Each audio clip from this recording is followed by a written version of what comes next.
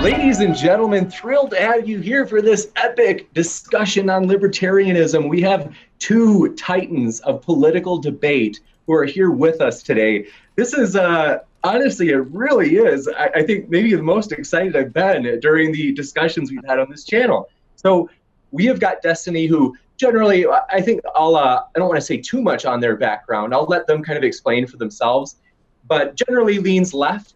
And then Adam, who identifies strongly as libertarian. And this is going to be, like I said, I'm probably going to listen to this several times afterward. But with that, want to mention both of these gentlemen are linked in the description. So if you enjoy what they are saying and you want to hear more, hey, I encourage you to check them out, click those links and subscribe so that way you can hear more of their content.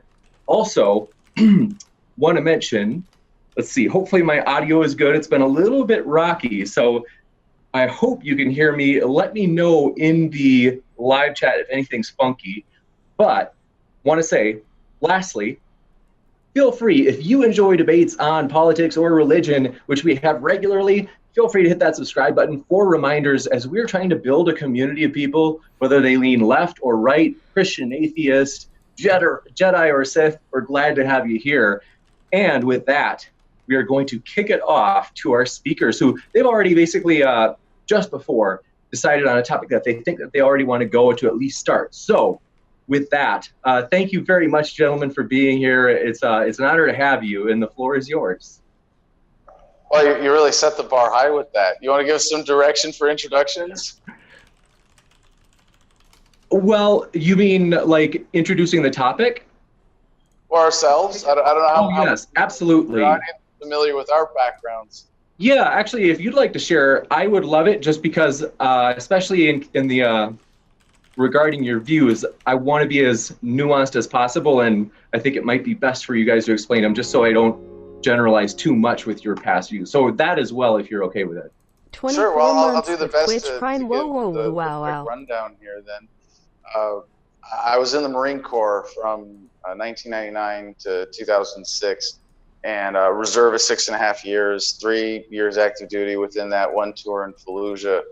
And that really got me going in activism. And I define an activist as someone who's motivated by a deep-seated sense of injustice. And for me, I was a libertarian before that, but I didn't really know what it meant. It was just socially liberal, fiscally conservative, best of both worlds that are the shitty worlds of mainstream politics that most Americans want nothing to do with anyway. Not really inspiring, but for me it was like, I'm not going to be a Republican or a Democrat. That's freaking lame. Are you kidding me? This is America. There's got to be an option. And I think it was at some point in high school, it was like, you're going to be a Republican or Democrat. My teacher was like, well, if you really have to be something else, there's these libertarians over here. They like to be left alone. And that didn't stop me from enlisting in the military or volunteering to go to Iraq, and a proper understanding of it would have. And it was the belief that libertarianism was a political philosophy rather than an ethical philosophy that kept me from really applying it properly and consistently in my life. And I think to make it as simple as possible, when you take the word libertarian, it really just can be as inclusive as anybody who believes in freedom. And I think that's great. I think we should be inclusive with the term libertarian. To me, I have a specific understanding of that freedom is what you have when no one is forcing their will on you, when your right to live, to exercise your self-ownership, however you see fit, doesn't have any forceful interference. And what this suggests is a system of ethics that we would describe as the non-aggression principle. You own yourself.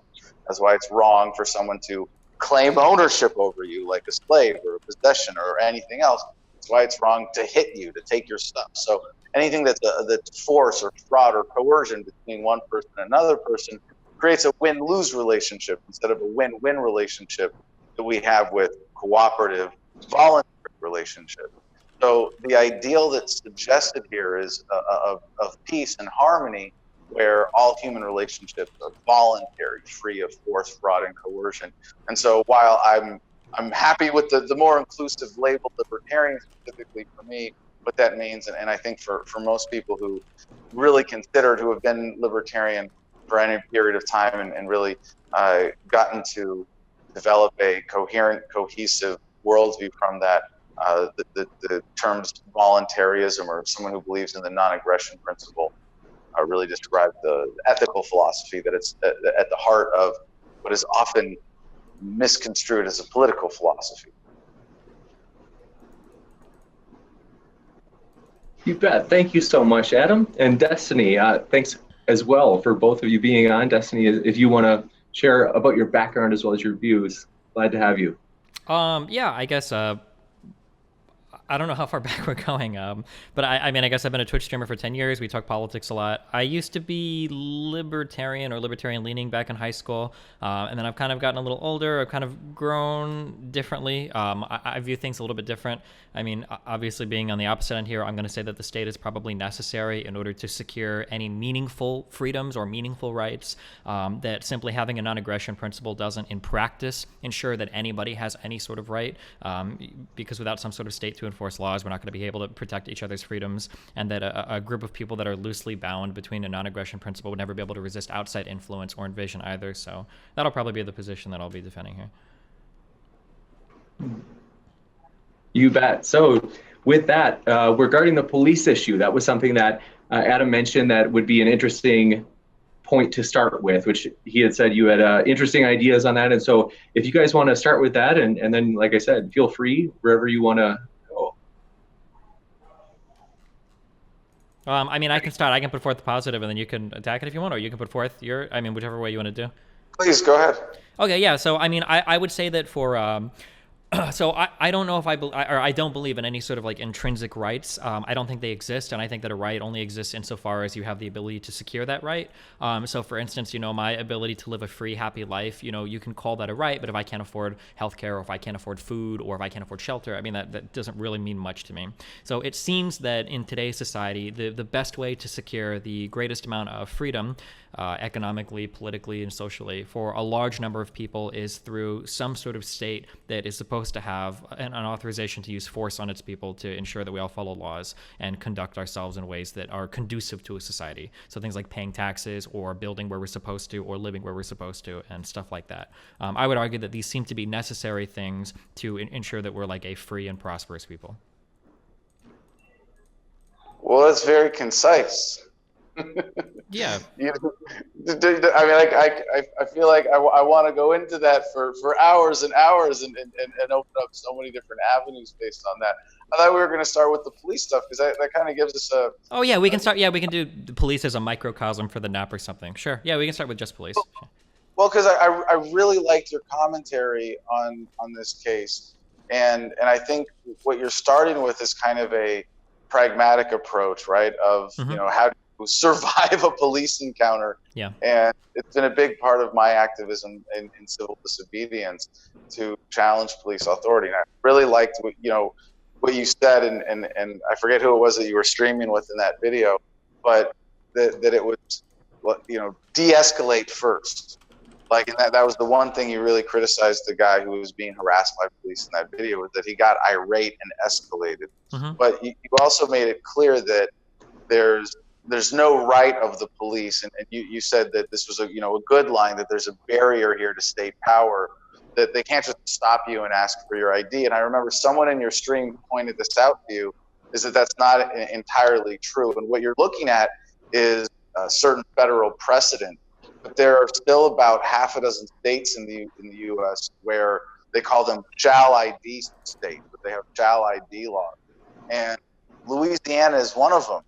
And I didn't know this when I was there, but I was asked for an ID as a passenger in a traffic stop and refused to provide it, and was arrested for not showing ID. And I followed your advice in the sense that I said, I'm gonna de-escalate. I'm not gonna get irate. I'm not gonna yell. I'm not gonna be confrontational. And they came charging at us in this scenario, and what I saw was an opportunity. Like you said, if you feel like challenging it, sit down, say, cool, I'm going to get a lawyer, and that's what we've done in this case. We've got challenging that. So, what I would ask you is to see then, if you see there's this barrier where state power is it should be limited to when there's a suspicion of having committed a crime, that you can't violate someone's right to just exist, to be somewhere without, you can't interfere with that, you can't stop them unless they've been accused of a crime or you suspect them of a crime. Like what is the moral basis that you would see for that, or are you just seeing it as legal precedent? So the moral basis that I would view for most of these things is I don't actually intrinsically care about like a person's individual freedom or any of that as an end to itself. I see all of these as a means to achieving the end of securing the greatest amount of happiness for the greatest amount of people. And so when I say happiness, I mean like socially, so like we can go out and get jobs and go to school and travel. I mean politically, we can vote in free elections, hopefully that are not being tampered with. Economically, that we have the means to secure work and then buy things for ourselves, like these types of things. So this is generally what I'm looking at maximizing. So when it comes to like dealing with police and like what should they be allowed to do, what shouldn't they be allowed to do, having it so that a police can like walk up and ID any person they want, I don't see a reason for it. As far as I'm aware, like the empirical data on things like stop and frisk just aren't positive. Like police use it to just abuse people, they racially target people, they don't actually like come up with any kind of meaningful charges. Like it's really dumb. But like when you talk about something like something that I was kind of back and forth on. Sometimes they do the DUI stops where they'll just have like a cop set up and like when people are driving down, they just stop everybody checking from DUI. Initially, I was kind of not okay with that, but I mean, if this does a really good job at keeping drunk drivers off the road, I don't know if I want to subject, when my son becomes a teenager, I don't know if this is something that keeps other drunk drivers off the road from like colliding with them and killing him. I'm probably okay, in this case with your travel being encumbered. So. Okay, so when I see even that bigger goal of maximizing happiness, anything that you do as a central planner has, all of the fallacies of central planning attached to all of the risks, all of the unintended consequences. When you say, I'm going to do something for the happiness of others, and I'm going to use that as an excuse, as I would say, and you would call it reasoning, but it sounds to me like it's an excuse to say, then we don't have to adhere to basic moral principles that we would exist. And you say you don't believe in rights, and I understand that this can get kind of semantic, but that rights can be a construct, fine. But do you believe that in a fundamental ethical that personal religion? Wait, the last thing you just said kind of cut off a little bit. Can you say that again? Do you believe in a universal moral standard or ethical construct? I can answer that. Can you talk a little bit more though, so I understand what you mean when you say that? Right. So, as I suggest again, with libertarianism being an ethical philosophy rather than a political philosophy, wait. Is there? I don't know if there's like a threshold you can set for the microphone, or be a little bit closer. Sometimes it cuts out. I don't know why. Yes, I don't think it's a problem on my end. It's just the headset. Okay, wait. Is it just my end, or is it cutting out for you too? I'm also hearing it. Okay, just so that I don't miss the sentences. Maybe just a little bit closer to the mic, but okay, yeah. Sorry, go again. All right, maybe if I just hunch over like this and my mouth is a little bit closer to my Bluetooth, is that better? Yeah, it sounds really good right now. Yeah. Thank you. Mm-hmm. Cool. So the hunch over solving to technical difficulties issues. Yes, I like this. Keep it simple. No, but the idea that the libertarian philosophy is based on a universal ethical standard, based on you own yourself. Mm-hmm. And when you talk about maximizing human happiness, I don't want to look at policies and say, well, I'm going to tinker with this or tinker with that, or I'm going to be a better central planner, or I'm going to make decisions for other people based on their happiness. I'm going to look at fundamental ethical principles. And when you look at what maximizes happiness in an individual relationship between two people or in just any group of people, you always look at what is the detriment to that happiness in most cases. And of course you can say that want is a detriment, and this is, we can get into, the concept of positive and negative rights if you wanted to try to parse that out if that's relevant. But that the dictum, the absolute standard for what maximizes a relationship between individuals is that there's no violence, there's no coercion. And anytime you have a relationship that's not voluntary, there's a winner and there's a loser, right? Someone is being subjected to force, someone's individual will is being subverted. And what I want to see is a world of nothing but win-win relationship. And this isn't to say, and one of the ways that libertarianism as a political philosophy has been mispresented is that it's, government this, government that. And so I would use the example of, a lot of people think of libertarianism as pro-gun, and in a sense it absolutely is. But at a deeper level, it's pro-private property. You have a right to own whatever property you want on your own land if you're not hurting anybody else. You can have metal in any shape you want. You're not threatening anybody else. No one has a right to interfere with that. Similarly, I have a right on my property to say, no guns allowed on my land. And if you bring a gun onto my land, then you're violating my right as that property owner. And if a bunch of people want to form a community where they say guns aren't allowed and they come together voluntarily and they don't force that on anybody else, they have that right. So It's not that government can or shouldn't this, but you can have as much government as you want as long as it's voluntary.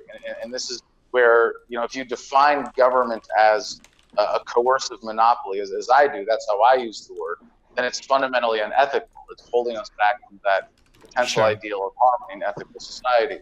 If you we're going to transform it into something voluntary, say, well, that wouldn't really be a government, but if you want to call that a government. Mm-hmm. Yeah, so I kind of want to test one of your ideas here. So you told me that like securing the rights of people, that resides in like a fundamental moral area for you. That's like fundamentally kind of what you're building off of. Is that? Well, just to be precise with the language, I wouldn't say securing, because securing suggests a proactive service, respecting the natural state of rights that an individual consciousness in its own body has self-ownership. Okay, so respecting other people's rights, not necessarily with some third party, but just respecting other people's rights, that's the fundamental moral thing that you're trying to get at, right? Right. There's that universal standard of ethics that would suggest a nonviolent society. Sure. Okay. So fundamentally, this is where I disagree. So I just want to ask a couple questions, and then we can kind of see if we agree or disagree on this. So if I were to posit two worlds, and I were to say that in one world, everybody's rights are respected, everybody adheres to the non-aggression principle, they all have their private property, they don't interact with one another. Let's say that in this world, you do have upticks in things like crime or disease, or other warring factions can come in and kill groups of people or whatever. And then in another world, it's entirely centrally planned, so the amount of freedom that you have is severely restricted, but you don't have these same like epidemics of crime or disease or other people coming in and killing your people. Which of these two worlds do you prefer, and why? Right. Well, it's funny because I have a similar thought exercise that I take in a different way, which is, would you rather live in a world where government is huge but peaceful and runs half the economy, but only exerts enough coercion to maintain those monopolies and more or less provides what the market would? Or would you rather live in a government or under a government that's tiny but murders 1% of the population at random? And the question is, how do you measure the evil of a government, and how much does it take us off of our natural state of harmony? So you can look at those kinds of outcomes as you put forth. I understand that your question there is getting at a slightly different angle in terms of the outcome. Well, yeah. So on my, just to be clear on my question, I'm just trying to figure out, because you said that fundamentally what you're worried about is like this natural state of harmony or people's rights, and I'm trying to push you on that to see if that's really what you care about, because because it seems to me that if you had a fundamental claim here, if you fundamentally cared about people's rights, that you'd be okay with it even if they let people into like dying or something, right? If more people died or more people were subject to crime. But if you say, well, in that case, I don't think I would care, then that means there's something more fundamental that we need to get at. That's what I'm curious about. Right, no, okay, I see where you're going. Very good question. Give me a second. I haven't really considered it from that angle, but I have a couple ways I want to go about this. Yeah, sure. And one of them is defining crime, right? And this is where you're saying that if it's done by government, it's inherently not crime, and I would disagree, and I think you would agree. You have to have the same objective analysis of government. You can't give government a pass and say, well, just because a group of people call themselves government, it's okay for them to murder or steal. And when it comes down to it, taxation, that's the either government owns you, or when it threatens you with force or forcefully taking your stuff away if you don't pay taxes, that means that they are using violence against you in order to take your stuff. That's a form of theft. So if you live under a government that's doing that all the time, that's taking 50% of your income, as it is today for the average American, if you add up all the fees, fines, and hidden costs of the government, the average American is working for government half the year.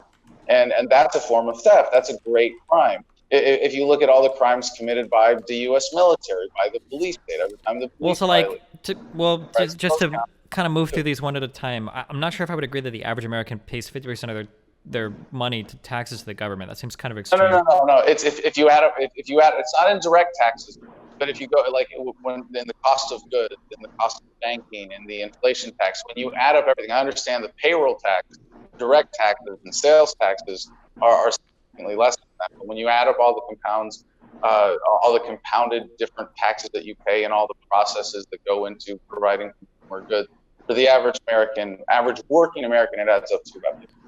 Okay, I think I would challenge a lot of the math used to get there, but I guess it's kind of a different conversation. I will take issue with this idea that like taxation is a form of theft. I think it's pretty rare that people take things from you and then leave you something in exchange for them. I don't know if I necessarily agree with that. And that also like if you don't have choice, it don't matter if you leave stuff for someone.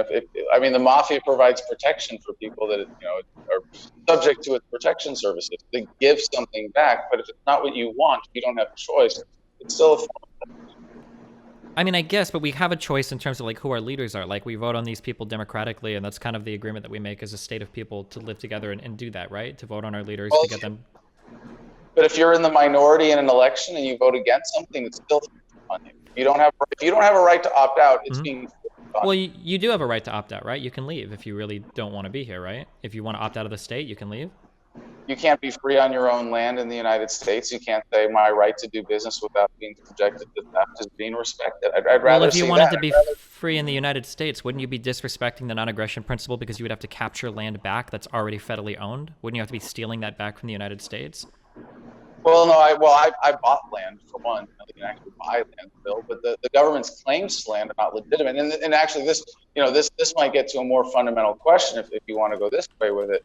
That if you say that the government has some special ownership rights over people because it claimed this territory, what is a legitimate claim to owning land?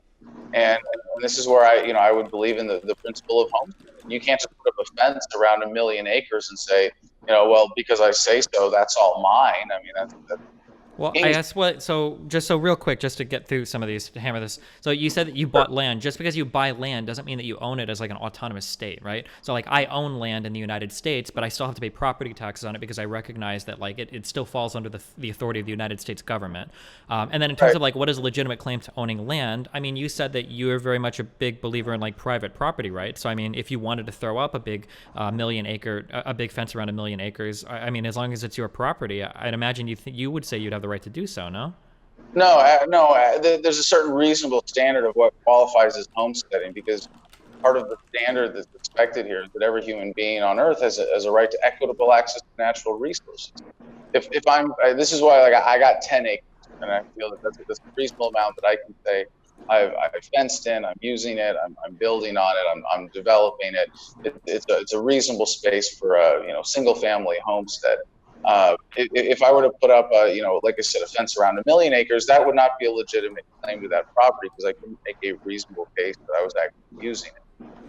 How would you like homestead things out for like what about when we talk about like natural resources like fossil fuels, or how would we set up like a city where nobody is allowed to theoretically interact with another person's private property if they don't give consent to it? Like what if I just bought like the New York like Times Central or whatever, and I'm like, I don't want anybody to come here anymore? Like how do we deal with things like roads and whatnot?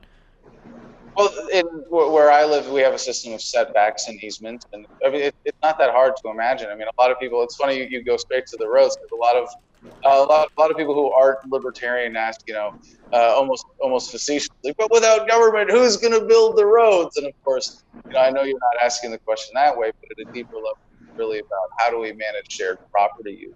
And I think when we have a system that's based on respect for individual rights, it's based on non-coercion, it's based on non-violence and cooperation rather than a single coercive monopoly, then we're going to have a better system. And there are already ways that we do. And in most examples, we have cooperative systems.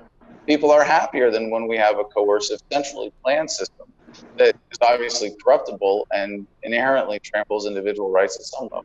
Well, let's say you have like a city that's growing and everybody has their individual homesteads, and there's like one guy that's holding out in the middle, and he doesn't want to give an easement with anybody, and it disrupts the entire flow of this entire city.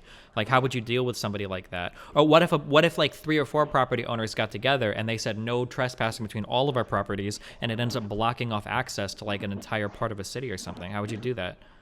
Well, it's funny that you mentioned that. That's not much of a hypothetical. It's a real situation that we face today in a lot of cases. I just read this. I think it's a diner in. Oh, is it Austin? I think it's Austin, where there's a diner downtown, and it's like some 50s, 60s, like really cool structure.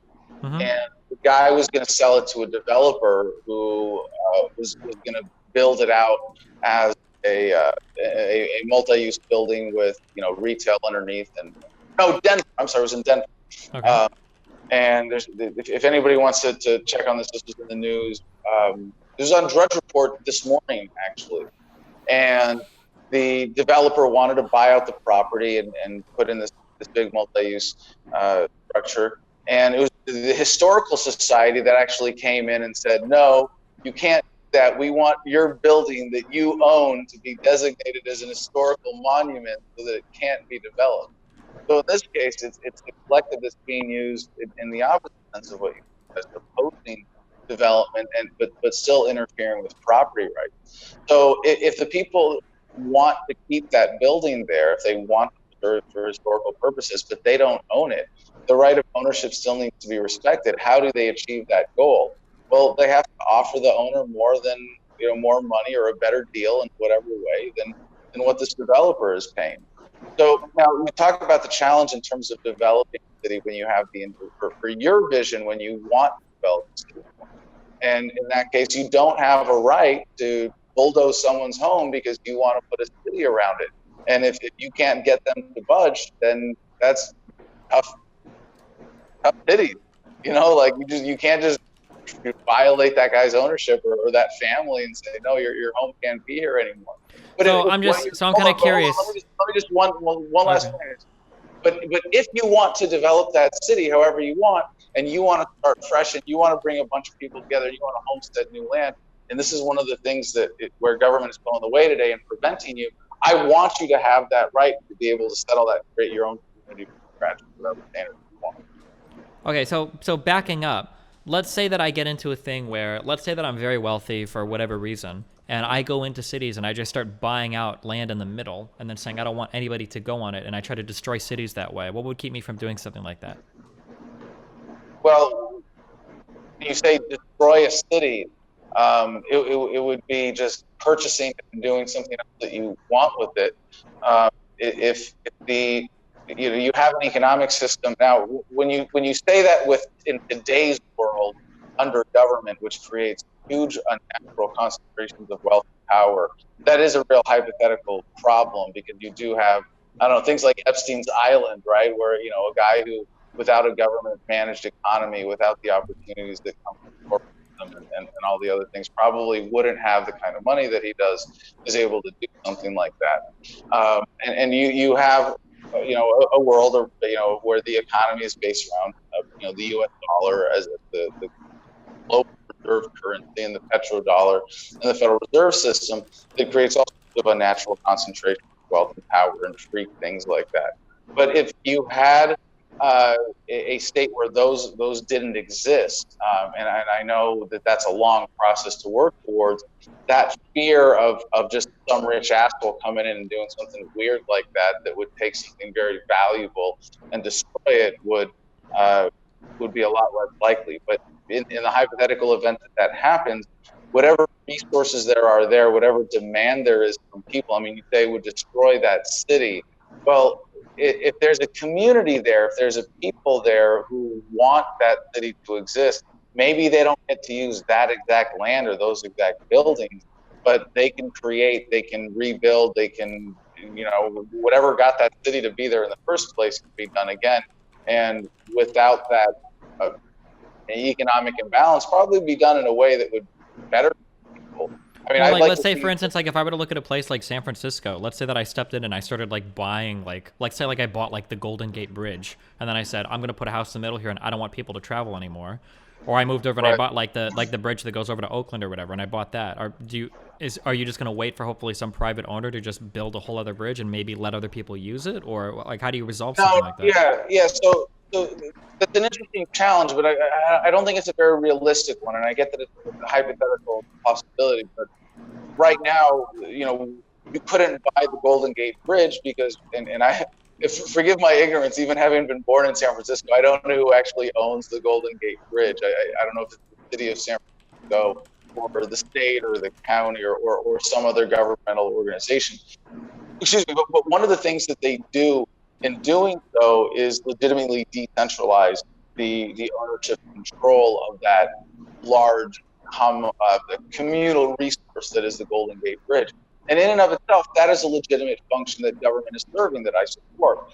And as we were to localize government, simply that control would become localized. And if it were to eventually completely privatized, it would be with a very distributed ownership, with a lot of shareholders, with a lot of individuals who would have an interest in it. And so it wouldn't be possible, or it would be highly unlikely for them to give it up to someone, because it would have more value as that resource being communally owned or being of great public distributed ownership and being publicly available. Again, if, like you said, you're just gonna, some billionaire could buy out large portions of the city and prevent people from going there.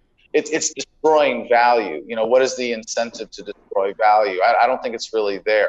I mean, the incentive would absolutely be there. Like, I think if I could do it out of spite, I could do it because I see the potential to make a lot of money. Like, maybe I see a certain bridge and I want to buy every bridge and turn it into a massive toll bridge. Like, I think that people could absolutely do something like this. I think it's So this is why that community, that distributed ownership is really important, because I think that would provide an adequate safeguard against that. Now, it's not foolproof, but I think that the system that you would have in that world where that's a risk is better than living in the world where we have all of the consequences and real problems associated with central planning that we have today. So you're essentially kind of talking about co-ops at this point, right? Well, that a lot of what you raise as challenges about, the community living and common resources and, infrastructure would be, yeah, absolutely. Okay, so let's say that you have a city then where somebody buys the bridge, and let's say who even decides how to distribute ownership of that land? What kind of body do you have, or who is making the decision to say that, like, okay, well, this is something that we need to have like some kind of quasi-public ownership in?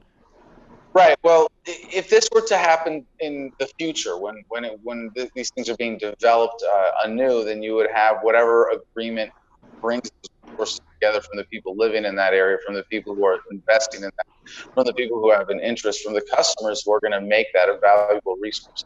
As it is today, what I suggest, and I kept this out of my introduction, but I suppose this is my opportunity to speak of a painless political plug, that I am running for the Libertarian Party nomination for 2020 on the platform of dissolving the federal government.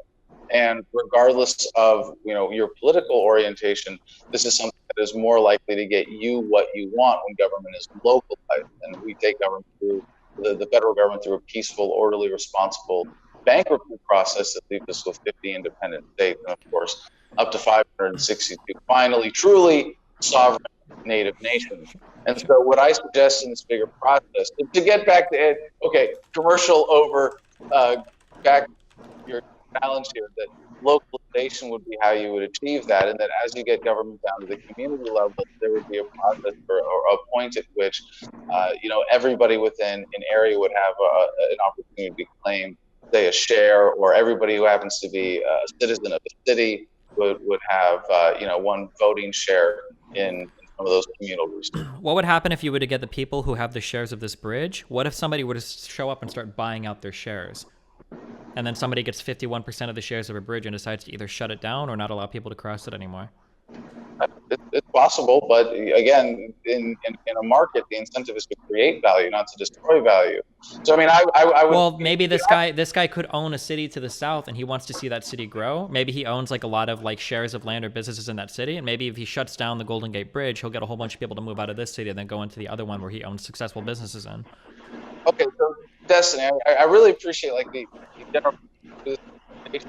Like wait, I'm sorry, real quick, your mic keeps cutting off. I don't know if there's like an air conditioner or something in the background, or like a fan, but it sounds like sometimes there's like something in the background that I apologize for Okay, that. yeah. There might be noise from outside here.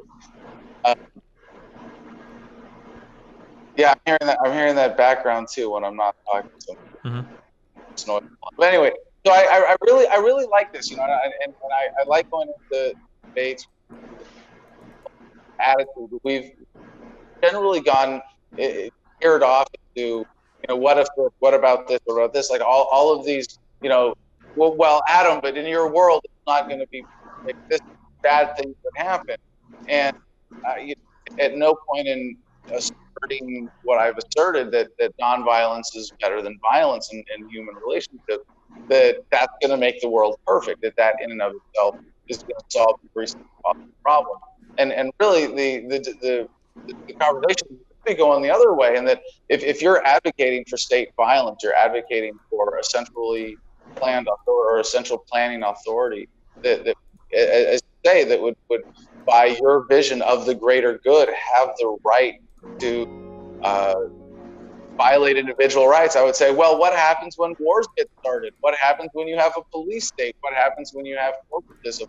What happens when you have runaway corruption government? Well, yeah, but like the difference is that like in the current system we have now, ideally, and I would say that in the American system it seems to work this way, we have means of resolving these disputes. Like in your world, the only way to resolve these disputes is through force of arms. There is no arbitration in your world. There is that's absolutely not true. That's a terrible false assumption. Well, but I mean, like, real quick, because like you say these are insane hypotheticals, but these are pretty basic questions about how would you resolve a dispute between ownership of like social goods or whatever. These have all been like pretty basic questions, and it seems like without some type of central body that everybody has agreed to invest power into, there's a million ways that this type of stuff could get absolutely destroyed. And the argument here that like, well, people always want to create wealth and create value, they only want to do that in a local sense. Like generally, if we believe, in the invisible hand and Adam Smith and everything, people are generally only incentivized to create wealth for themselves. And if they can do it while destroying wealth for other people, I mean, even in our current capitalist system, we see people do that. For instance, with patent trolling, where people will invest large amounts of monies to destroy other businesses. It's possible with government. Again, a patent is a government. Sure. So with the patent itself, it is. But I'm saying that in your yeah, I understand that, but in your world, I could troll so much harder. I could literally buy access to rivers and then close those ports down and say like, sorry, I own this now. You guys aren't getting any more water unless you either pay an exorbitant price or you move out and go somewhere else. Like this, I don't see how you would avoid these abuses in your world when you have no, and we haven't even gotten to the bigger problem. You said you want to make 50 autonomous states. Well, what if, say, Mexico or Canada was like, oh, cool, well, we're just going to roll in and maybe take over Texas or maybe take over, like North Dakota because you guys aren't going to be able to effectively defend yourself. Like, how would any of this work? Yeah, so okay, I'm glad you raised that issue because the anti-militarism aspect. I mean, seeing the greatest evils that government can commit, and actually been a part of that myself. The founders of this country were distinctly against what they call a standing army, what we would call a military today, and what they favored was militia defense. They knew that a military was ripe for abuse. And behind your question there, I think, and what it was for me at least, as I was figuring out is this issue, is the very big lie that we are taught from a young age in the United States especially, that wars are fought between countries. That it was, you say, what if Mexico wants to do this, come to this state, or, whatever. We're taught in elementary school, the first time we're taught about history and government in the U.S., that it was United States versus Germany versus Japan versus China, and that wars are fought between countries. And nothing could be further from the truth. And when you just understand what a government is, a territorial monopoly on violence, that wars are not fought between countries. They are conducted by governments using violence to expand protection. And when you tell your government, yes, please rule me, govern me, bend me over, and take half my income, that's what makes you a juicy target for another government that would come in and govern you. And the ultimate defense, as the founders knew, was a well-armed population that refuses to be governed by anyone. And as Gandhi proved, the well-armed part is really optional, and that non-violent resistance is more effective. Well, but I mean, like you said, so violent. I don't know where you deployed to, but like this doesn't work. Like ISIS is a collective body that was very well armed, that got a lot of funding from outside states and was able to collectively arm itself. Absolutely rolled through and destroyed villages of like Kurdish people that are armed. I don't think having like individuals that have guns is going to stand up to some sort of like governing body that is organized that can roll through and destroy, you know, everything about you. Like. Right. Well, where did all that money and arms come from? A lot of it was the U.S. or from other governments, because it didn't rise up organically. It wasn't but that doesn't matter though. If you're in a non-organized area, like if you have like a bunch of people that are libertarians, you can't tell everybody else to do it. I'm not saying you shouldn't be organized. I'm just saying that by whatever means you come together to be organized, if you compromise your principles, if you compromise ethics to achieve it, then you're going to be worse off than if you come together effectively in a voluntary means. You come together cooperatively, you're going to have a better defense. And if anything, having a military makes us less safe. And I don't just mean in terms of the wars that we and this is really important to take the historical perspective here. Do you know Dr. Steven Pinker, Better Angels of Our Nature, The Surprising Decline in Violence? I know of Pinker, but I haven't read any of his books now. Okay, so it's a great TED Talk, The Surprising Decline in Violence, and I disagree with some of his analyses and conclusions, but the one thing that he really demonstrates irrefutably is that human violence is on the decline. We're living in the peaceful times in human history.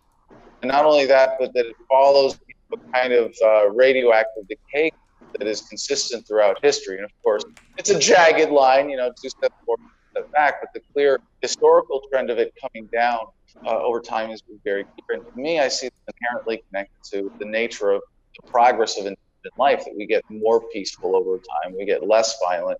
It gets more and more difficult to lie to us and get away with what governments used to need to do. Make force-on-force wars happen, where you could get, thousands, millions of gullible young men who've never met each other meet in the middle of another field and commit murder because they're wearing different colors. And this idea in and of itself is just insane when you're able to understand it, and it's only possible in a world where government is able to dominate mechanisms of communication way. Sure. My understanding of Pinker, though, is that like Pinker literally argues that the state is necessary to enforce like the safety of its people. That like a lot of the literature that he writes about is how the states themselves have done a good job at decreasing the amount of violence that occurs in a population. Right. And this is where he conflates the ideas of government versus what humanity and society is capable of with technology, and where one of his conclusions is incorrect, although he is correct in pointing out that as an institution, the state does deserve a lot of credit for this decline in violence. And he credits a number of things for this, partly the conglomeration of states, the creation of larger states from smaller states, and the technology being applied in stopping crime. And in that sense, I don't dispute his account of history. But to say that it's necessary for the future is an entirely different proposition. And in a world where we see decentralization more and more common, we see decentralized systems working better than centralized systems. It's not that government didn't have some role in getting us to this point, but that we can do better now, that we can see past reliance on these systems of violence. And it's true that if you don't know any better, and that's the only way you have to get a job done, then sure, use the government, use the violence. But as soon as you have a non-violent alternative, you'll see that that's a better option. I think that this is really hard, because you're kind of making like the socialist argument that like everything we've done has gotten us to this point really well, but now we're ready to like advance beyond something different. So socialists argue that like cooperatively, just continuing the same good things. Well, no, because like when you say, for instance, like collectivization or like the collection of power within governments or whatever has made things worse. That's just not true. Like the integration, for instance, of the United States, the integration that exists within our 50 states has been one of our greatest powers. Well, I didn't say that. Remember, I said that the measure of evil of government is how much it violently takes stuff off our natural state of harmony. That I'd rather live under a big peaceful government than a small violent. Okay. Yeah, I mean, I would much rather live under a big peaceful government than a small violent one as well. I guess I feel like the good that we get out of our government like dramatically overrides the violence that the government uses to do things like collect taxes. I think I would say that. Sure. So I'm not trying to make I'm not making an argument of equivalence. that everything is completely bad or that there are no good things that come out of government. I'm just saying, look at how we come together as a society. Look at how we have progressed over time. This decline in violence is an elevation of ethics, that we have gotten more ethical over time. We have gotten more harmonious, more respectful of individual rights, that we have embraced the basic idea, don't hit, don't steal, don't kill, and that we've come to the point where we just make this little exception for government. Don't hit, don't steal, don't kill, unless you're a cop or a soldier or an IRS agent. Well, to be clear, this is not directly equivalent, right? Like, the reason why the government has the powers that it does to enact violence is because as a civilization, we have collectively given government those powers. That if the majority of people wanted to remove those powers from government, we could do it. We could just vote for people that were anti-statists or vote for people that were anti-police or whatever. But it seems like collectively we don't want that. Well, you can't delegate a right that you don't have. Like, I don't have a right to say, I don't like what drugs you're doing, so I'm going to kidnap you and lock you in a box. You know? And I can't say, well, then I hired a cop to do that, therefore it's okay. It doesn't change the fundamental nature. Well, but we do that all the time. What do you mean? When we do things like the war on drugs, we voted to lock people in prisons for the drugs that they do. How can you say we don't do that? Right. So what I'm saying is that you're being a party to a crime. You're not delegating a right, because you don't have that right as an individual. Oh, well, I mean, like, you say you're being a... I don't agree with this at all. If we've agreed to enable the government to have a certain right, if we as a society has consented to it, then I mean, you can delegate that away. The same way that if somebody is into getting hit during sex, right? We wouldn't say that hitting somebody who likes it and has asked for it, oh, well, they've just delegated away a crime. Well, no, they've consented to that activity. The same way that as a society, we kind of consent to giving government the power to enact, violence to ensure that society functions in a certain way. So you're saying that then that violence can be used against an individual who doesn't consent. So what you're doing is setting up a non-voluntary, you're setting up a coercive relationship. It's not like like you say, a sexual relationship where someone says, well, you have to pay for it and you can stop it at any time. Talking about coercive government, the status quo that you're arguing for that we have today, is based on a really dangerous logical fallacy of appeal to authority, based on if enough people say it's right, it's okay. And no matter how many people vote for something, no matter how many people consent to something, it doesn't make it right. It doesn't make it good for everybody. People can be wrong, they can be fooled, they can be unethical, and they can be in collective unethical activity. I mean, if a bunch of people vote to murder you, that doesn't just make it okay to murder you all of a sudden.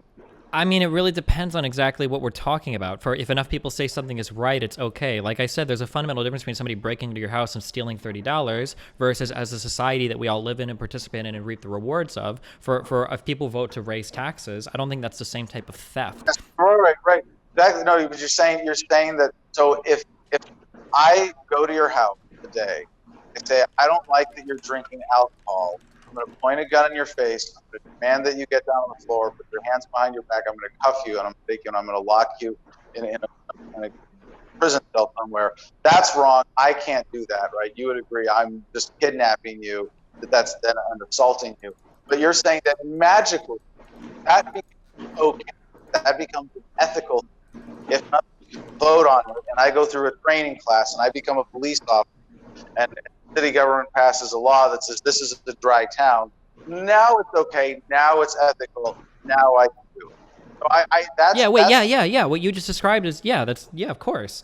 That if somebody as an individual were to do that, then it would be absolutely wrong. But if some agent of the state, and the state is democratically elected by a body of people that vote people inside, and then that state collectively, enacts some law and passes it through legislation with democratically voted people, that the state would have the authority to send people in and do that, because that's what those people have voted on. Now, we can argue whether or not that's a good or bad policy, but to say that that's the same as a random person breaking into your house and doing it, no, these are totally different. There's nothing fallacious about recognizing the difference between a centrally consented to governing body enacting, violence against citizens that have all been voted on it versus like an individual doing it in a renegade fashion. These are two totally different things. Right. So I'm kind of surprised it took us this long to get to the crux, perhaps, of our discussion here, is that you think it's okay to vote away individual rights. That individual rights are subject to collective negotiation. And I would say that's not true, that individual rights are based on universal ethical standards.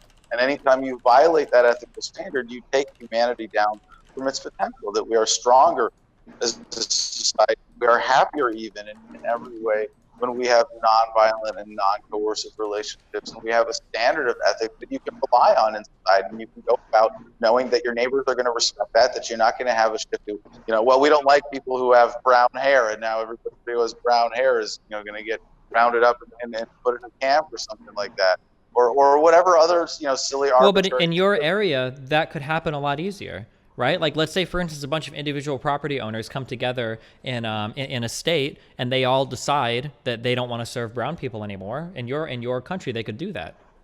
Well, no, because really, in order for, now, so you're conflating things a little bit to bring in racism and discrimination. Wait. Let me just say this real quick, okay? Because you keep saying that I'm like conflating things using impossible hypotheticals. So you just said that in your area you can protect the rights of certain people, okay? But I claim that the government actually exists because that's what ensures the rights of people. That rights don't mean anything in a vacuum without somebody else supporting those rights. So the example that I gave, the hypothetical I gave was, I can illustrate that in your system, in a very easy way, rights could be violated. And the example that I give is, let's say a collection of people come together and say, hey, let's not serve brown people in our businesses, and we'll all give each other preferential treatment as long as we do that. Now you have to answer, how does your society account for that? Or you have to concede, okay, well, in my society, brown people can be violated as well. That's not like a crazy hypothetical. I'm not sidestepping or conflating. It's a very, very, very simple challenge.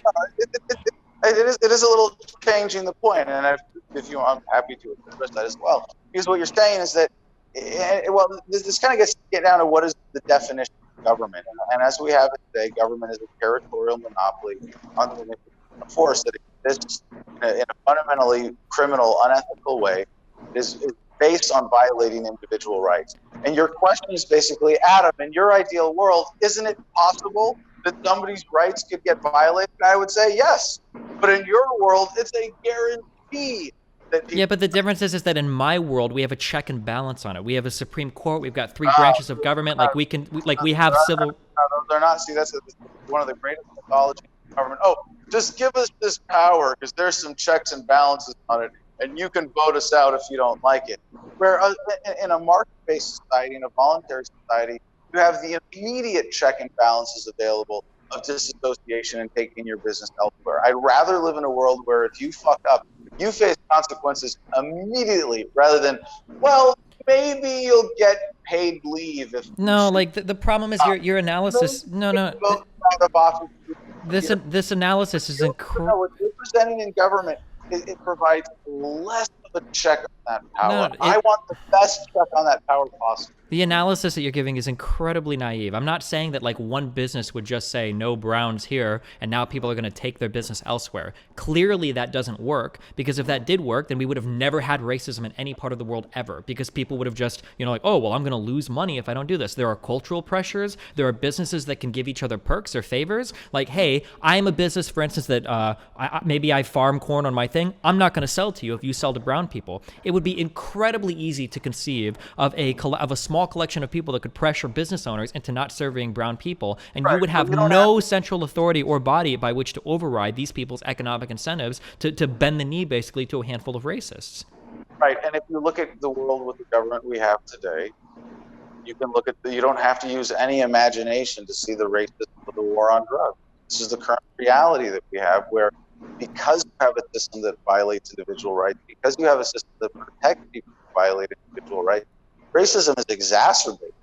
So racism and so many of these other things that you point to potential problems are really based more on the collective paradigm. You can have racism with and without government, right? I mean, we've seen horrifically racist governments throughout history, obviously. In fact, really the greatest widespread crimes of violence in the name of racism have been done by governments, or rather by people in the name of government. Yeah, except if you believe in any sort of individual, universal, ethical standard stuff, which I don't even believe in, but if you believe in that, government has helped us make more moral progress today than we ever had in the past. Black people aren't slaves anymore. We have, civil rights in the country. If you're discriminated against, you can appeal to a central body to get these issues looked at. I mean, this idea that, like, we're not in a worse place morally now than we were, 100 years ago. It seems like we're making progress, and the government has only gotten larger and larger. So, agree. Well, I agree that we're making progress. I agree that government is getting bigger in terms of having more economic control over our lives, but in terms of being able to violently interfere with our lives, it's actually less powerful. We have a greater resurgence of civil liberties. That's basically a check on power saying stop violating those individual rights. As you know, to bring back to the issue of police, something that I'm actually directly working on now, pushing back against the shall issue ID laws in the state of Louisiana with that case, and that's what it takes is people seeing those opportunities to when standing up and fighting back is worthwhile and saying, no, government, you can't do this unethical thing. And I know you know that there is these patterns. Today, the greatest rights violators in the world are government. Well, you're begging every time. So you've said this statement over and over again, but you're begging the question every time you say it. That's kind of what the debate is about. You can't keep begging the question with that statement. You can't keep saying like the greatest violator of rights is governments when we're arguing about whether or not the existence of a government necessarily violates your rights, right? Because obviously I don't agree with that assertion every time you make it. So maybe it would be better to get down to this fundamental thing of ethics. You don't believe in any system of ethics. You don't have a concept of right and wrong. No, of course not. Not like objectively. I mean, I could ask you, do you? Yes, that's what the entire premise is that you own yourself and that this is. Okay, can you tell me where you can point to that? Where does that moral fact exist in the world that you own yourself? It's the reality of existence being an independent consciousness in your own physical organic body. Okay, how can I point to ownership? How can I see that? What does that look like? Because ownership is absolute true control by nature, right? So the very fact of you saying that is an assertion of ownership. Well, no, ownership is a concept that's made by humans. For instance, does a tree own the land that it's on? Does a rock own the land that it sits on? Like ownership is entirely human constructed. This isn't something that's found in the natural world. This is something that we think up in our minds. So I don't understand how you can say there's some objective moral standard that you're pointing to when not really. These are just like some ethical things that you've decided sound good, which is great. I mean, they sound good to me for the most part. They're not the most important things to me, but I agree with them. But we can't pretend that we're recognizing these as some objective fact and that the government existing is like, you know, impeding our progress towards these objective facts. Like, I don't think this is a good statement to make. Okay, so you can criticize any idea that could be described as abstract and say that's just a construct. That's fine. But what we're looking for is how to maximize human happiness, as you said. And this is where I think, you know, we're coming from, in a sense, the same starting point, right? How do we maximize human happiness? How do we create the best experience for everybody on Earth? How do we do that? And what fundamental rules do we look at that could guide us, that could dictate our behavior, that could provide some standard of how to interact with other people to maximize human happiness? And if you look at what it means to be a human being, to be, again, an independent consciousness in your own body, you control your thoughts, you control your mind, you control your body. And if we take that as a fact of reality, and yes, you can say it's a construct, you don't really exist, you're just a pile of molecules. Sure, okay, but if we're going to accept human beings exist, we're going to accept the basic concept here, you're a human being, you think, therefore you are, you have an independent consciousness, you have your own mind and body that you have a right to, that you own, that this gives us a standard of ethics, and that this is something that I want respected in myself, and I want to see a world where this is respected. I don't want to see a world where people of your line of thinking, but without your open-mindedness and intelligence and compassion, the people who have that same, you know, lack of ethical grounding, or the psychopaths that run government, to be able to say, no, ethics doesn't matter, let's just go with this practical thing. You know, that's how we get populism. That's how we get, you know, all the disastrous unintended consequences. Sure, but in your world, your individual tribes would be much more subjective to like harsher governments anyway, because they could just roll through and take you over, right? No, because again, this is where I think, again, Steven Pinker's work is so important, showing how Pinker you're citing, though, is massively in favor of the state. I don't know how you could cite him and think that that's helping your argument. Like, he's massively right, because because I'm his irrefutable observations that he says this is what I'm observing, this is the data, these are the statistics. Yeah, but I don't know if it would be good to try to cherry pick some of Pinker's findings when his overall conclusion is like massively divergent from your own. It's almost a 180. Like, no, because he admits in his own work that his conclusion in that sense is and I think it's really important that we can look at the discoveries of people who disagree with us and say, well, they did this thing that's really important. They figured this thing out that's really really important. They might be wrong about this, but the work of Pinker in the academic historical sense of going through and showing decline in violence is absolutely critical and really underreported work that deserves greater examination. And I would, if anything, refer you to the work of Walter Block, a professor at Loyola University, who's done a really great analysis of this that I think is really insightful, where he takes a sort of third look at what Pinker, again, is showing us this decline in violence, and saying that if you incorporate state violence in a way that Pinker didn't, that violence is actually on the increase, because as government has gone up, the amount of our lives that are ruled by coercion has gone up incredibly. Okay. All right. Do we want to? Is it like? Do we do questions and answers? You bet. so yeah, no. I mean, that got Jesse. That was fun. Like, I was like, man, we went like, really intense, and I don't know. Felt like there wasn't a lot of. I'm glad that we felt comfortable like interrupting each other, but yeah, not a lot of fun back and forth and veering off and more, random that would make this entertaining. Maybe we should get some questions. Yeah. This is excellent. I really enjoyed it. I think the audience did as well, and we're excited to jump into these questions. By the way, anybody, if you have questions, forgot to mention at the start, if you want to put just an @ModernDayDebate, depending on how much time we have, we might get to them. And if you put @ModernDayDebate in the live chat, I will scoop those questions up, put them in the list, and we'll try to get through them. Also, 100% of super chats will go to the Breast Cancer Research Foundation today. So if you want to send in a super chat, know that all of it will go to research for breast cancer. And if anybody, if this is your first time to the channel and you're like, you really actually donate it, let us know. Shoot me an email at moderndaydebate at Gmail, and I'll send you the receipt. I usually send it to the debaters afterwards for record keeping, but I'll send it to anybody. So with that, thanks for your super chat, Movie Theory, who said, thanks for hosting this. This is awesome. Thanks. That means a lot. Steven Steen, thanks for your super chat. He said, oh, gosh, I bet cops are excited to stop and frisk James. That's really sick, but thanks, Steven. I appreciate that. He's a regular. Steven Steen, thanks for your other super chat. He said, this is an excellent discussion. Hip, hip, Cheerios. I don't know what that means, but I'm glad you enjoyed it, Stephen. This has honestly been a true joy for me as well. Damien, let's see.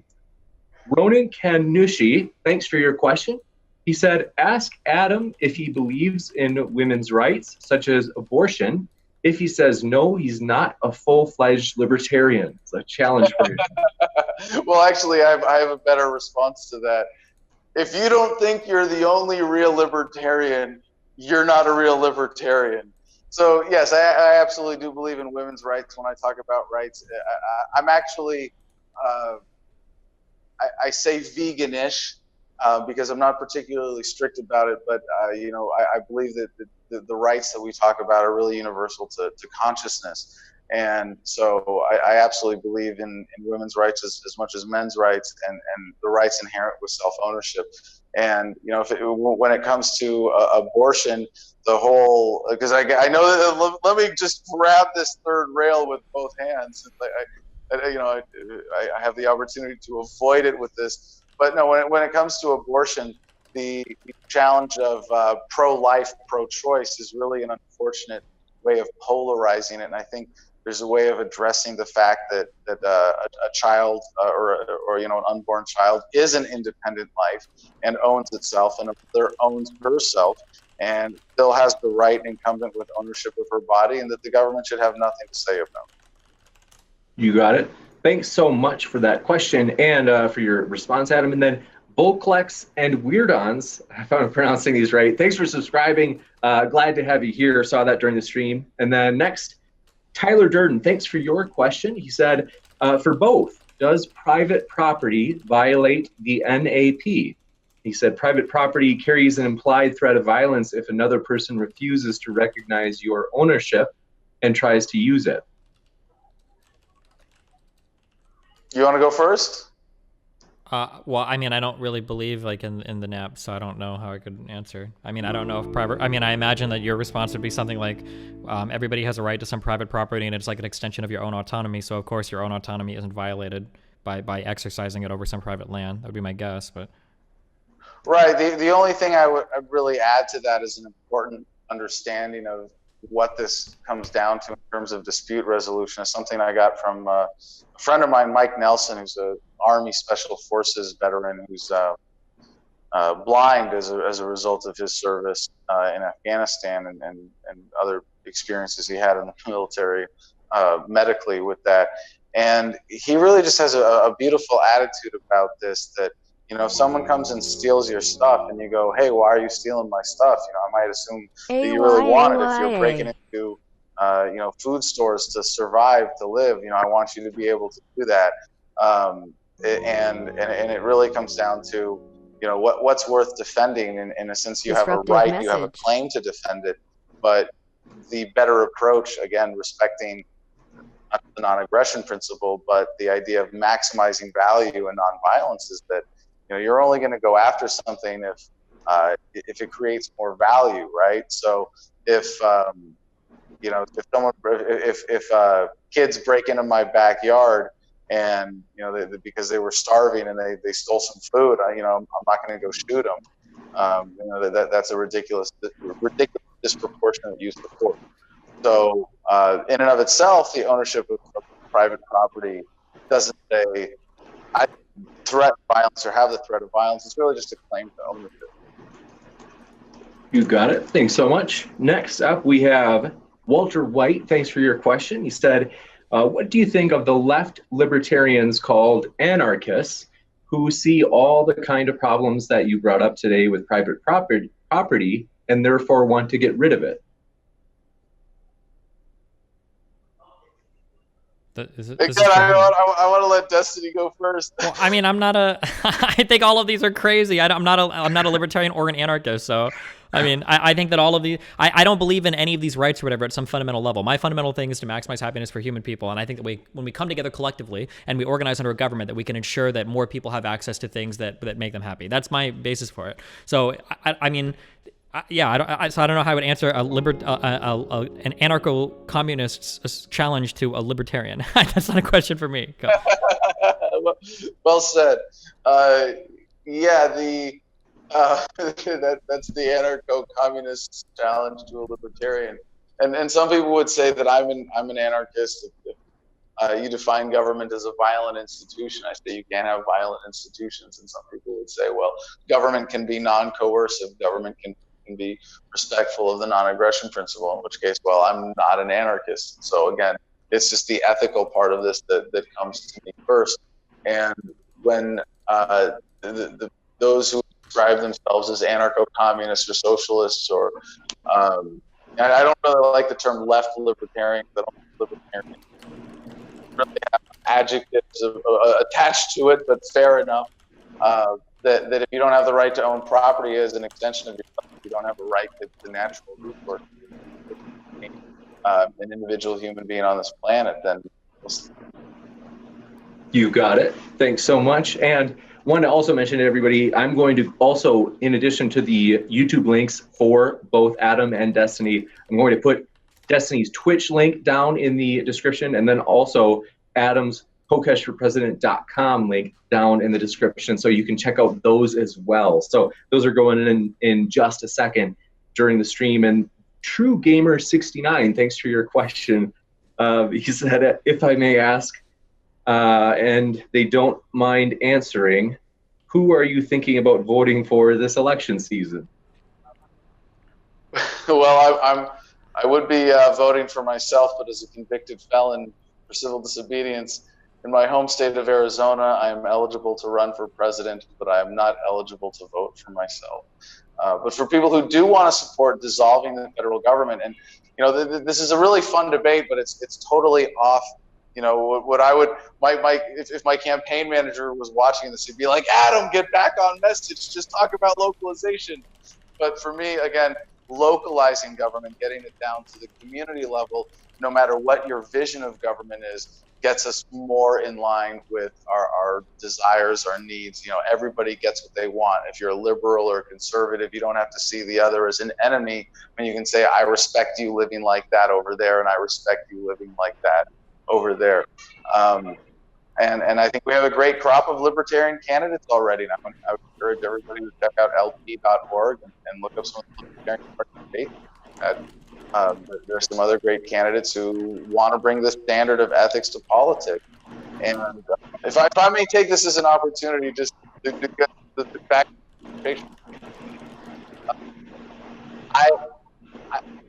I know that you have a very well thought out worldview.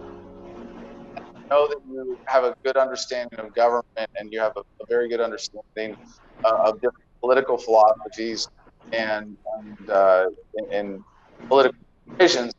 And as you said at the beginning, you're starting from the perspective of how do we maximize human happiness. I would say, like, you've got to look for these. All right, sorry for that sidebar. I want. Wait, your last thing cut out. You've got to look to the what? You've got to look for universal rules. You've got to look for principles. Oh yeah, I absolutely do. So my background in like ethics or philosophy is much better than my background in political philosophy. I don't actually know much political philosophy at all, but everything that I'm talking about has a foundation in like ethics and not as much in like political philosophy, of course. I would just say this is ethics applied to politics. But Desmond, who are you looking to support in 2020? At this point, honestly, it's probably gonna be Biden. It's probably what I'm looking at. Uh-oh. You don't sound very happy about that. Yeah, I don't know. I would have wanted somebody farther to the left to get there, but like the policies of some of the more left-leaning people are kind of stupid, and I don't know how far Warren is going to make it. I think like Warren is probably the one that I'm looking at right now in terms of like my ideal candidate, but I'm not sure. You just don't think so? So is this like you'd prefer someone of like if you could write your own platform, it would be close to Warren, but strategically you're thinking of supporting Biden because you're more likely to get Biden to defeat Trump? Well, Biden is almost positively going to win the nomination, so that's why I have to support Biden. In terms of who I would really want in office, it would probably be somebody significantly more left than Biden because I want to kind of move things back in that direction. I think we've moved like pretty far off to the right in the United States right now. So when we're having questions of whether or not we should even have universal health care, like that's a pretty scary place to be in, I think, for the United States. So I would prefer somebody farther to the left, but I don't necessarily like their policies. So somebody like a Bernie Sanders. What state are you in? Right now I'm in California. So I'm a big supporter of, what's funny, I'm in California too. Yeah, I live in LA. I think you said you did, yeah. Oh, well, hey, maybe we can hang out this weekend. Maybe. So the CalExit, the California independence movement, support California being independent from the rest of the country if you could have a government more in line with your values, but you give up the opportunity to force your standards on Texas. Nope. I'm a huge globalist. I think that the more integrated the world becomes, I think the better the world becomes for everybody. The less problems other people have to deal with, the less problems that I have to deal with. If the Middle East was a strong, stable, autonomous region or a linked region with other people, then I wouldn't have to worry about me sending soldiers from my country to go and die over there. Like I'm very much bought into like a globalist framework for the world. That doesn't justify sending. So would you support the United States taking over Canada and Mexico to start this globalization? Well, no, we become globalized through trade. I don't think we become globalized through imperialism. I mean, we have in the past, but I mean, I would hope now that it would be through like multinational trade agreements and stuff. So things like the TPP or NAFTA or the European Union, like these are the things that I would look for to kind of enforce a more globalized world, not like military conquest. Okay, so we have a bit of a bridge here. I share that ideal. One of the things that I find really silly as an attack on libertarians or libertarianism is that we're isolationists because we don't want to meet the world with military force, that we want more trade and more economic exchange in that sense, that would tie us together. And that's where I see governments as the single greatest impediment, that if you want a world greater connected in commerce, that removing government barriers, if anything, making government more open. And I get the temptation of saying, well, let's have one world government then and absolute freedom of travel within that. I think you'd be better off, and I think we're more realistically going to achieve that world that's great when you have government localized and it's easier to stand up against it and assert economic rights and trade rights. and that you wouldn't have government as an impediment to trade between individuals or sure, yeah. I mean, I understand. I just totally disagree, but I mean, I understand your point. Well, so that really it's cool to see it through that lens, because when you and I both take that approach of how do we create a world that's more globally connected, you go to let's create a one world government. Let's use the force of authority to do that. And I say let's decentralize, let's get government out of the way and let individuals interact voluntarily. Okay. I think my position, viewed from that lens, looks even more consistent. Gotcha. Next up, we are going to try to fly through as many questions as we have left. So I got about 8 minutes, just let you know. So okay. You bet. I'm going to try to wrap up even just a couple minutes before that to give you a cushion. And so we have Island on Online News asked, when is war justified? So I think that was meant to be for both. I would say when it meets the standards of defense.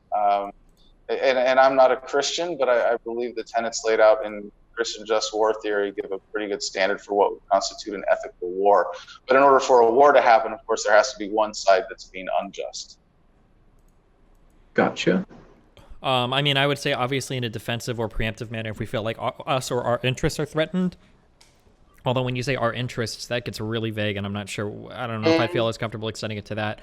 But then also, if we have like a central body like the United Nations that sets standards throughout the world for what you can or cannot do, like for instance, in terms of like gassing your people, I would argue that we probably have some authority there under that larger governing body to take action. Yeah. You bet. Thanks so much. Next up, Slam RN. Oh wait, I should ask both of you first if you are okay with you or yourself being asked if you voted for a particular candidate in the past. Not particularly relevant to today's discussion, though it is juicy, so I'm open to it if you are, or you want to pass on those. No, I'm happy to answer anything about my voting record, although I haven't been able to vote. Like I said, in the last few cycles, I did vote for Ron Paul, and I registered Republican in a Republican primary to vote for Ron Paul. In 2008, as a resident in D.C., I actually voted for Cynthia McKinney. In 2004, I voted for Michael Bednarik, who was the Libertarian nominee. It was the first time. I think I voted for Ron Paul in 2008. I don't remember. It's a long time ago. And then I voted for Bernie Sanders, I think, in the primary. And then I voted for Hillary Clinton in the general. You got it. All right, Slam RN. That was so. Slam asked Destiny if you voted for Hillary. So open about it. Thanks so much, Thomas C. That's a juicy one, by the way. I was a little bit nervous when I asked you that. Can you ask Destiny if he will be coming on to the Raj Patel show someday? Yeah, that's what I have to go on in like 2 or 3 minutes. Oh, okay. All right. And then we'll do this last one. Stanislas Belongo, thanks for your question. They asked, on the topic of state violence, what's Destiny's opinion on Hassan Piker's work on this subject? This is a meme question. Keep going. Okay, I had a feeling. Well, thank you so much, everybody. We want to just say, as a reminder, both of the gentlemen's links are down in the description. We encourage you to check out their stuff. If you want to hear more, go hit that subscribe button over there. And with that, we will wish you all a great rest of the day. Thanks for coming by. And any last goodbyes from the speakers? Thanks again for coming on, guys. Okay, thanks for having me. Yeah, James, thanks. And Destiny, I appreciate your time and engaging with this. And James, if you can share our contact info, I'd appreciate it. And I really think that this has been a really good discussion, as much as it's been a little unusual for me. Getting down to the heart of this and saying, do we have a universal standard of ethics that we can bring into politics? I say we can. I don't think it all has to be about, means justify the ends. That there is a universal ethical standard, and for every libertarian who's been pulling out their hair every time they hear of a Ron Paul voter becoming a Bernie Sanders voter, this is the guy you got to be talking to, Destiny. So thanks for being real upfront about that. Thanks for having me. This has been a pleasure, guys. Thanks so much for being so diplomatic. And for the rest of you, thanks for your questions. Thanks for being here. And keep sifting out the reasonable from the unreasonable. Take care, everybody. Thanks. Thanks a lot. My pleasure. Thank you, guys. I totally appreciate being here. And I know you got to rush. So let me know if there's anything I can do for you. And I hope you guys have a great day. Yeah, thanks a lot for having me. I really appreciate the conversation. Yeah, and then you too, Adam. Thanks. Yeah, Destiny, I just if you can text me, let me know. I'm in town for another day. I don't know where you are. I'm out in Glendale, but I got so much shit scheduled between now and like the next like 2 and 3 days. But maybe I don't know.